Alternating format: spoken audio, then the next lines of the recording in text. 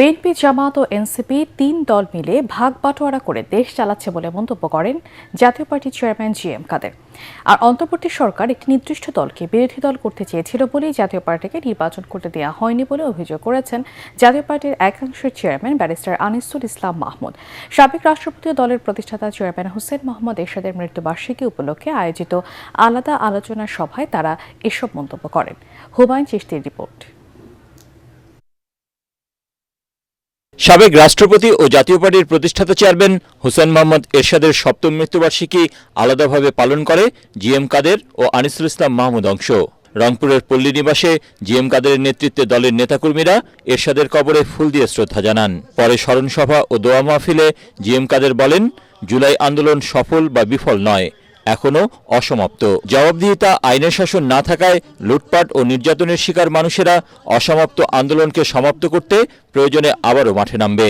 গণ আন্দোলন অসমাপ্ত, এখনো সমাপ্ত হয় নাই। বিএনপি আর জামাত শিবির এবং তাদের দোষর একদম।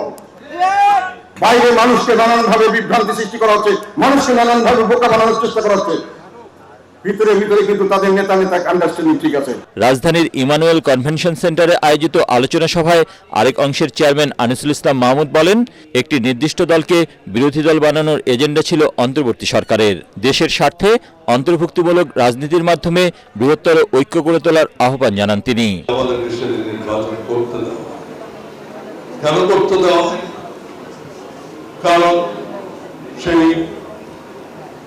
ইন্টারিম গভর্নমেন্ট তারা কোনো একটি দলকে বিরোধী দল বানাতে চায়।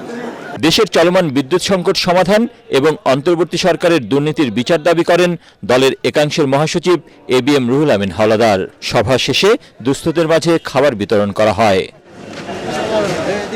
হুমায়ুন চিশতি, এটিএন বাংলা, ঢাকা।